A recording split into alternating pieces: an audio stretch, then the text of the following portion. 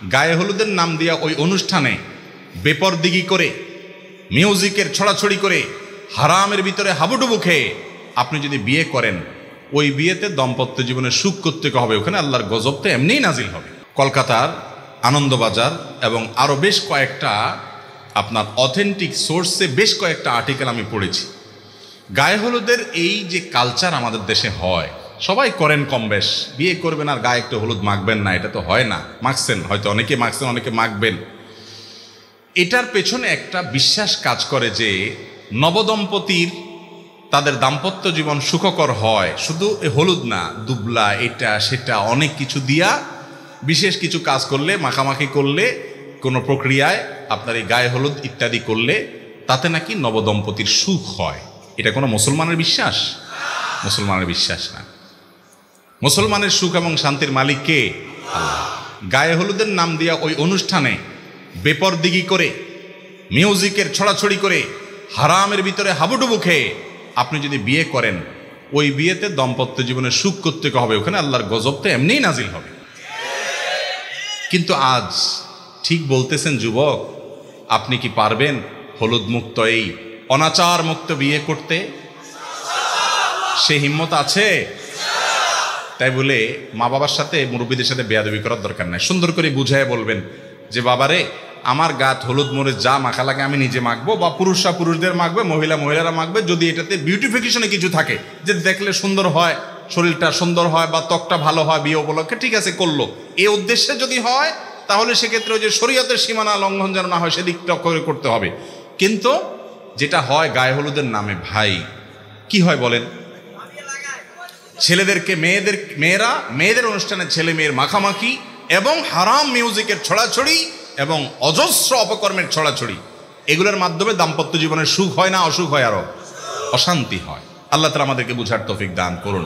অনেকে আবার বলে, এখানে একটা হাদিস নিয়ে আসে, একজন সাহাবী বিয়ে করে আসার পর নবী সাল্লাল্লাহু আলাইহি ওয়াসাল্লাম বলেছেন, আরে তোমার গায়ে কালার দেখা যাচ্ছে, বিয়ে করছো নাকি? বলে হ্যাঁ রাসূলুল্লাহ, বিয়ে করছি।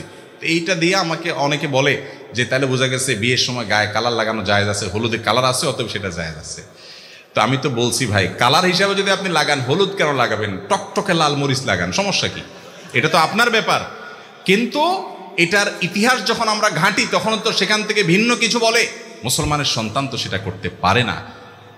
দুইটা জায়গাতে মানুষ ইসলামকে টানে। আমাদের দেশে মুসলমান দুই কিসিমের। কয় কিসিমের মুসলমান? এটা আব্দুল্লাহ জাহাঙ্গীর রহমানুল্লাহর বক্তব্য। স্যার বলতেন মুসলমান দুই প্রকার আমাদের দেশে, এক হলো সেকুলার মুসলমান, আরেকটা হলো রেগুলার মুসলমান। একটা হলো সেকুলার মুসলমান, আরেকটা হলো রেগুলার মুসলমান। রেগুলার মুসলমান মানে কি? ইন্না সালাতি ওয়া নুসুকি ওয়া মাহইয়ায়া ওয়া মামাতি লিল্লাহি রাব্বিল আলামিন। আমার সালাত, আমার হজ, কুরবানি, আমার উপার্জন, আমার ব্যয়, আমার জীবন মরণ, আমার সব কিছু আল্লাহর জন্য সমর্পণ করলাম। আল্লাহ যা বলবেন তা, আমার গোটা জীবন তার কাছে সমর্পণ করে দিয়েছি। এ হলো রেগুলার মুসলমান। আর সেকুলার মুসলমান হলো জুমার দিন মসজিদে যাওয়ার সময় প্যান্ট থেকে টুপিটা বের করে, লম্বা করে, ভাঁজ করে, সুন্দর করে দিয়ে নামাজটা পড়লো। নামাজ শেষে মসজিদ থেকে বের হয়ে টুপিটা এমনি করে খুলে সুন্দর করে ভাঁজ করে প্যান্টে এমনভাবে ভাঁজ করে রেখে দিল, ওইটা টুপি ভাঁজ করা নাই, তার গোটা ইসলামটা, ধর্মটা ভাঁজ করে রেখে দিচ্ছে। ঠিক না ঠিক? বলে আপনি কেমনে বুঝলেন টুপির সাথে ধর্ম ভাঁজ করছে? আমি বুঝছি এজন্য যে টুপি ভাঁজ করে সে আবার চুরি, ডাকাতি, 2 নম্বরে টিন চুরি, গম চুরি সব আগের মতো করতেছে। তাহলে সেক্ষেত্রে এই টুপি ভাঁজটা টুপি ভাঁজ হয় নাই, এটা তার ধর্মের ভাঁজ হয়ে গেছে। ঠিক না? ঠিক যারা বলতেছি আমরা অনেকে এ রোগের রোগী। আল্লাহ তাআলা আমাদেরকে হেদায়েত দান করুন। আল্লাহ তাআলা আমাদেরকে পরিপূর্ণভাবে ইসলামে দাখিল হওয়ার তৌফিক দান করুন। ভাইরা আমার, তো যে কথা বলছিলাম যে পরিপূর্ণভাবে ইসলামে দাখিল না হওয়ার কারণে এই যে সেকুলার মুসলমান যারা মনে করে যে টুকটাক দড়ি মাছ নাচুই পারে, 2-4 ওয়াক্ত নামাজ কালাম পড়লাম, একটু মাঝে মধ্যে টুপিটা বাঁধিলাম, ঈদগাহে গেলাম টেলাম, একটু পাঞ্জাবি পড়লাম, বাস ইসলাম হয়ে গেল, এই টাইপের মুসলমান কখনো আল্লাহর কাছে নাজাতের আশা করা কঠিন। আল্লাহর কাছে নাজাতের আশা করতে পারে রেগুলার মুসলমান, যে নিয়মিত মুসলমান। ঠিক না ঠিক? অতএব এই বিষয়টাকে মাথায় রেখে মনে রাখতে হবে, আমার সব কাজ হতে হবে আল্লাহর উদ্দেশ্যে। আপনি জীবনে শুধুমাত্র 2 জায়গায় ইসলামকে টানবেন। আমি বলছিলাম যে আমার দেশে বেশিরভাগ মানুষ অন্য জায়গায় ইসলাম টানে না। দোকান দেওয়ার সময় হুজুর ডাক দেয়, কি জন্য? দোয়া করার জন্য, নাকি হালাল হারাম জানার জন্য? কয়জন দোকানদার আপনাদের সোনাগাজীতে আছে যে দোকান করার সময় ওলামাদের মাদ্রাসার একজন উস্তাদকে রিকোয়েস্ট করছে, হুজুর একটু আসেন, আমার এই দোকানটাতে কোন কোন কাজ হারাম হতে পারে, কোন কোন কাজ হালাল হতে পারে, আমার একটু ধরাই দেন, বুঝাই দেন, যাতে আমি হারামে না পারি। এরকম লোক ডাকে? ডাকে কি জন্য? হুজুর আসেন একটু দোয়া করে দেন, আমি যে দুর্নীতি করব, আমি যে মানুষের ঠকাবো, আমি যে 2 নাম্বারই করবো, বাকির খাতায় মিথ্যা কথা লিখে রাখবো, আমি যত বদমাইশি করব, সব মিলে আমার পয়সা চাই দিন শেষে, আপনি একটু দোয়া করে দেন, আল্লাহ যেন অনেকগুলো পয়সা দিয়ে দেয়। কি বলেন? আল্লাহ দুনিয়ার সব মৌলবী মিলে যদি দোয়া করে, আল্লাহ এই দোকানে বরকত দিবে, হারামের দোকানে। কিন্তু আমরা মুসলমানরা সেটা বুঝি না।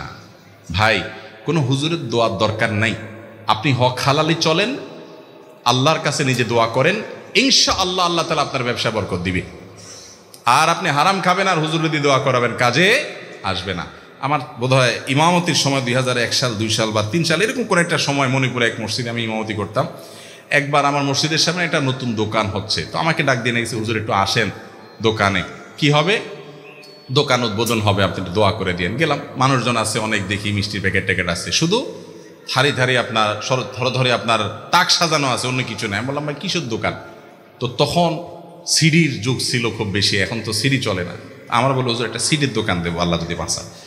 তো আমি কি বাবারে, সেই যুগে সিডির দোকান মানে কি আমরা তো সবাই জানি, তাই না?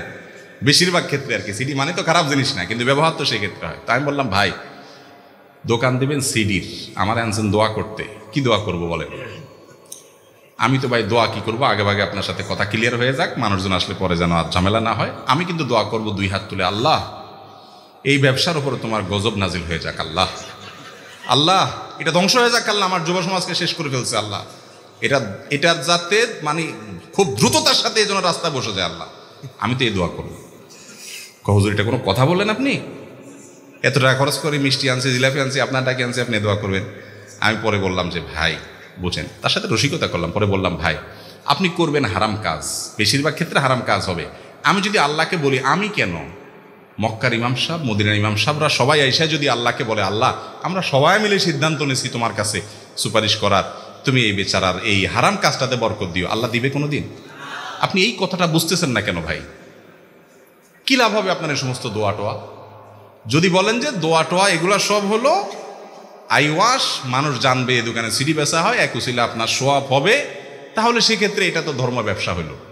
এটা কি হলো? ধর্ম ব্যবসা হলো। তো এই ধরনের কাজগুলো আমাদের সমাজে আজকাল আমরা করি কি করি না? 2 জায়গায় মানুষ ইসলামকে একটু টানে, দোকানদারির সময় টানে না, চাকরির সময় টানে না, বিদেশ ছেলেটাকে পাঠাবে জিজ্ঞাসা করে না হুজুর হালাল কোনটা হারাম কোনটা। 2 জায়গায় ইসলামকে একটু টানে, এক হলো বিয়ে, আর একটা হলো দাফন। দাফনের সময় মৌলভী সাহেবের ডাক দেয়, বিয়ের সময় হুজুর আসেন বিয়েটা পড়ান, ঠিক না বেঠিক? এটা যেন ইসলাম মতো হয় এটা চেষ্টা করে, আর দাফনের সময় চেষ্টা করে। এই 2 জায়গায় যখন আপনি ইসলাম একটু মানার চেষ্টা করেন, সেখানে পর্যন্ত আপনি এত পরিমাণ ভেজাল রেখেছেন, ইসলামী খুঁজে পাওয়া যায় না। বিয়ে একটা শরঈ বিষয়, একটা ইবাদত, ইসলামের একটা আমল, সেখানে আপনি গায়ে হলুদের নামে অনাচার করবেন, আল্লাহর অবাধ্য হবেন, হারাম কাজ করবেন, এই দাম্পত্য জীবনে আল্লাহ শান্তি দিবেন না। একটা কথা আমি সব সময় বলি, সব জায়গায় বলি, এই যে মুরব্বীরা যারা আছেন, মঞ্চে অনেক মুরব্বীরা আছেন, দাড়ি পাকা মুরব্বীরা, জিজ্ঞেস করে দেখেন ওনাদের সাথে ওনাদের স্বামী স্ত্রীর পারস্পরিক বোঝাপড়াটা আমাদের তরুণদের মতো নাকি তার চাইতে অনেক স্ট্রং, অনেক হ্যাভি না? আজকাল তরুণদের দেখবেন সকাল বিকাল ঝগড়া লাগে, আজকে বিয়ে করেছে 6 মাস পরে ভেঙে গেছে, 3 দিন পরে দরবার হয়েছে, 6 দিন পরে মামলা হয়েছে, 10 লাখ 20 লাখ 50 লাখ মহর ধরে, কেন? যাতে বিয়ে না ভাঙে, তবুও ভাঙে না, এত টাকা দিয়েও বাদ দেওয়া যায় না, ছুটে যায়। অথচ এত ভালোবাসাবাসি মুরব্বীরা তো এগুলো বুঝতেও না। এখন আপনি SMS-এ ভালোবাসেন, মোবাইলে ভালোবাসেন, এমনি ভালোবাসেন, সিটিতে ভালোবাসেন, ফেসবুকে, মেইলে, কত রাস্তা ভালোবাসার আপনার। এত ভালোবাসার মধ্যে এত অশান্তি কেন?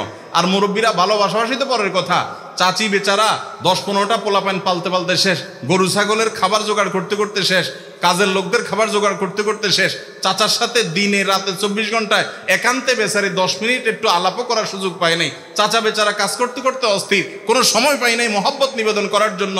কিন্তু তাদের যে ভালোবাসা আছে, আজকে যুবকরা যত বদমাইশির যত রাস্তা আছে, হারামের যত রাস্তা আছে, অবৈধ যত রাস্তা আছে, সবগুলা খুলে উজাড় করে দিয়ে ভালোবেসেও প্রকৃত ভালোবাসা পায়। এখন যুবকদের সে ভালোবাসা হলো মেড ইন চায়না, টিকে না, ঠিক না? কেন? এই কেনর প্রধান কারণ হলো, যেই বিয়েতে আল্লাহর অবাধ্যতা করা হয়, শান্তি দেওয়ার মালিক কে রে ভাই? সে আল্লাহ তো শান্তি দিবে না। এই জন্য আমাদের বিয়েতে কোনো অনাচার হবে না, হারামের কাজ হবে শহর তো শহর, গ্রামও এখন শুরু হয়েছে। বিয়ে উপলক্ষে যে ডেক সেট আনা হয়, ধুমধাড়াক্কা পিটাপিটি হয়, হার্টের রোগী এ আওয়াজে তার কষ্ট হয়। হ্যাঁ, রাত বিরাত আপনি প্রতিবেশীদের কষ্ট দিচ্ছেন কেন? কি হচ্ছে? বিয়ে হচ্ছে। ভাই আপনি বিয়ে করছেন, গান শুনে জাহান্নামে যাবেন, আপনারটা আপনি শুনেন, কিন্তু আপনার গানের বিকট আওয়াজে আশেপাশে মানুষের ঘুম হারাম হয়ে যাবে, এটা কোনো সভ্যতা হতে পারে? অথচ মুসলমানের বিয়ের মধ্যে করছি আমরা। আপনাকে বদদোয়া দিচ্ছে, যে গান শুনে হারাম মনে করছে সে বদদোয়া দিচ্ছে, যারে আওয়াজে কষ্ট হচ্ছে সে বদদোয়া দিচ্ছে, একজনে মোবাইলে কথা বলতে পারছে না বিকট আওয়াজের কারণে। এই বর্বরতা, এই অসভ্যতা যদি কারোর বিয়েতে থাকে, সেই বিয়ে থেকে বরকত কোত্থেকে আসবে? এই জন্য যুবকরা বিয়েকে সকল হারাম মুক্ত করে, অনাচার মুক্ত করে সুন্নাহসম্মত বিয়ে করব ইনশাআল্লাহ। সুন্নাহসম্মত বিয়ের রূপরেখা নিয়ে আমরা একটা আলোচনা দীর্ঘ কোনো একটা মাহফিলে করব। আল্লাহ তাআলা আমাদেরকে তৌফিক দান করুন। অনেক কথা বলে ফেলেছি গায়ে হলুদ থেকে। গায়ে হলুদ এর যত আনুষ্ঠানিকতা আছে, এটাকে কেন্দ্র করে যত আনুষঙ্গিক কাজ আছে হারাম, সেগুলো যদি থাকে তাহলে এটা তো এমনি হারাম। আর এছাড়া এটার ইতিহাস বলে এটা ভুল বিশ্বাস, ভ্রান্ত বিশ্বাস থেকে এসেছে। অতএব গায়ের সৌন্দর্য বা অন্য কোনো উপকারিতার কারণে যদি কেউ দেন দিতে পারেন, কিন্তু শরীয়তের সীমানার মধ্যে থেকে।